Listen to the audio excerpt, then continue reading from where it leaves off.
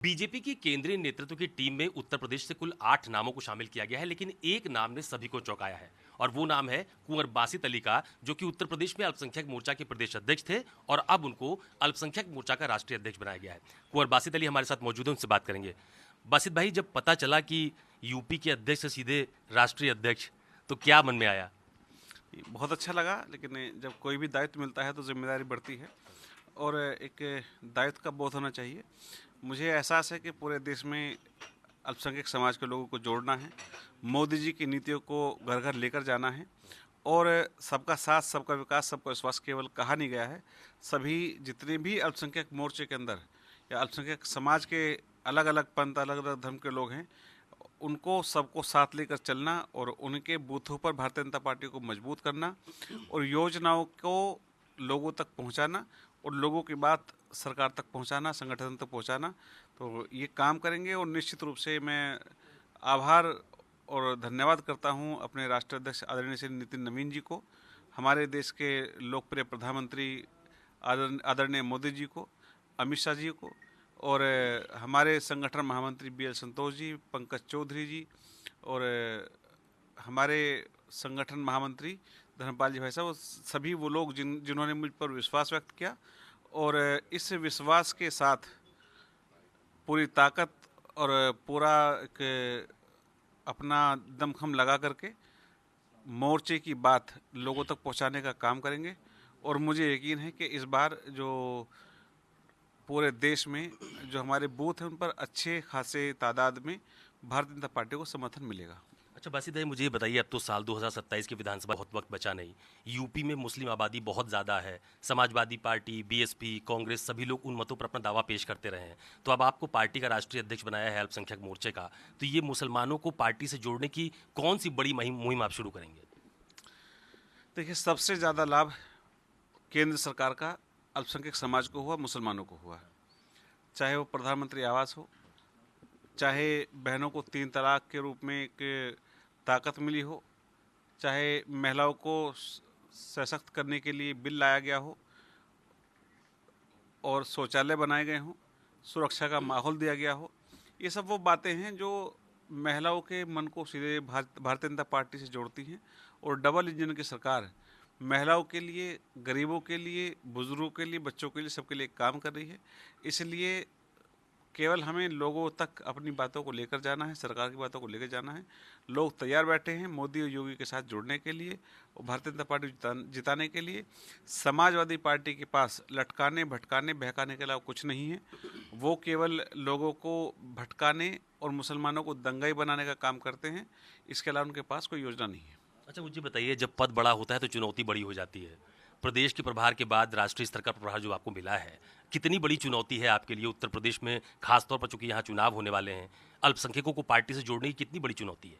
देखिए, जिसके रहनुमा, जिसके सर पर मोदी जी जैसे प्रधानमंत्री हों और भारतीय जनता पार्टी का कमल का फूल हो, उसके लिए कोई चुनौती नहीं है।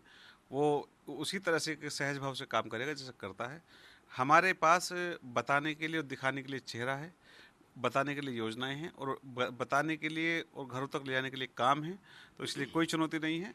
चुनौती उन लोगों के लिए है जो झूठ बोलते हैं, मक्कारी के साथ, फरेब के साथ लोगों तक जाते हैं। कुछ ही दिनों में उनका झूठ, फरेब, मक्कारी लोगों के सामने आती है। कभी वो किसी को इस्तेमाल करते हैं, कभी किसी वर्ग को इस्तेमाल करते हैं। भारतीय जनता पार्टी सबका साथ, सबका विकास और सबके विश्वास के साथ आगे बढ़ती है। तो इसलिए कोई चुनौती है ही नहीं। चुनौती तो उन लोगों के लिए है जो अंदर से खाली हैं, यानी कि जो थोता चना बाजे घना। बासित भाई, एक सवाल और है। इन दिनों उत्तर प्रदेश में महिलाओं को लेकर के बहुत बड़े बड़े दावे किए जा रहे हैं। बीजेपी सरकार भी इस तरह की तैयारी में है कि महिलाओं के खाते में पैसे भेजेगी। अखिलेश यादव जी ने भी कहा कि 40,000 रुपये महिलाओं के खाते में भेजेंगे। आपने कुछ समय पहले एक अभियान शुरू किया था उत्तर प्रदेश में, मोदी भाईजान, शुक्रिया मोदी भाईजान। तो क्या उस अभियान को आगे बढ़ाएंगे, खासतौर पर महिलाओं को जोड़ने के लिए? देखिए, ना दूरी है ना खाई है, मोदी हमारा भाई है। और मैं तो एक बात कहता हूँ कि विश्वास करो तुम मोदी पर, वह नवयुग के निर्माता हैं। ऐसा नेता इस मातृभूमि पर बस एक बार ही आता है। माओ बहनों की शौचालय के रूप में, प्रधानमंत्री आवास के रूप में, या उज्ज्वला योजना के रूप में, या मुद्रा लोन के रूप में, किसी भी आप योजना को उठाकर देख लीजिए, उसका केंद्र बिंदु माएँ बहनें हैं। मोदी जी ने माओ बहनों के दर्द को समझा है, इसलिए सबका आशीर्वाद मोदी जी के साथ है।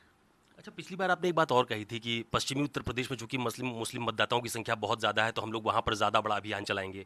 अभी भी वही फोकस है क्या पश्चिम पर? बिल्कुल काम फोकस है, और जो जो काम किए हैं, जो काम रह गए हैं, या जिन योजनाओं पर काम करना, उन पे पार्टी के मार्गदर्शन में पार्टी से राय मशवरा लेकर, आशीर्वाद लेकर आगे बढ़ेंगे। तो सब मिलाकर अल्पसंख्यकों को पार्टी से जोड़ने की मुहिम कब से शुरू करने जा रहे हैं? अभी पार्टी की बैठक होने के बाद और ऑफिस ज्वाइन करने के बाद इस पर आगे बढ़ेंगे, और आपके सहयोग से उसको दुनिया को दिखाने का काम भी करेंगे। मतलब मुस्लिम बाहुल्य सीटों में इस बार बीजेपी जो है क्या मुसलमानों को भी टिकट देगी? कुछ इस तरह की भी बातचीत है क्या? जो मूल कार्यकर्ता है, जो जिताऊ है, टिकाऊ है, पार्टी उस पर विचार करती है। पार्टी उस पर विचार करती है, चाहे वो कोई भी हो। अगर वो जिताऊ और टिकाऊ है और मूल कार्यकर्ता है, तो पार्टी किसी को भी टिकट देती है। जाति और मजहब का कोई मतलब नहीं है।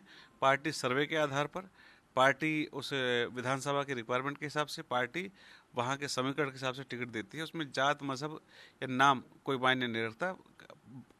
कार्यकर्ता पार्टी का हो, जिताऊ हो, तो पार्टी उस पर विचार करती है। नहीं, ये आरोप लगता है ना अक्सर बीजेपी पे कि मतलब टिकट नहीं देते चुनाव में, विधानसभा के चुनाव में। देखिए, अगर टिकट नहीं मिलता है तो सबसे ज़्यादा एमएलसी भारतीय जनता पार्टी के उत्तर प्रदेश में मुसलमान हैं, मंत्री मुसलमान हैं।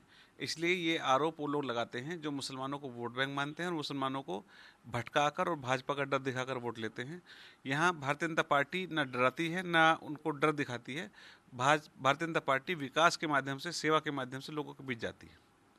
चलिए, बहुत धन्यवाद हमसे बात करने के लिए। ये भारतीय जनता पार्टी अल्पसंख्यक मोर्चा के नव घोषित या यूं कहें नव निर्वाचित राष्ट्रीय अध्यक्ष अल्पसंख्यक मोर्चा के बासित अली, जिनका साफ तौर पर यह कहना है कि पार्टी की तरफ से जो मुहिम खासतौर पर मुसलमानों को पार्टी के साथ जोड़ने के लिए चलाई जा रही थी उसको आगे भी बढ़ाया जाएगा। लेकिन एक महत्वपूर्ण बात कि जिस विधानसभा में जिस तरह के उम्मीदवार की जरूरत समझी जाएगी उसको टिकट भी दिया जाएगा। यानी संकेत ये भी दिए जा रहे हैं कि बीजेपी आने वाले दिनों में अल्पसंख्यक बाहुल्य इलाकों में अल्पसंख्यक को भी उम्मीदवार बना सकती है। कैमरा पर्सन मिंटू सिंह के साथ अशोक तिवारी, लखनऊ, न्यूज़ 24।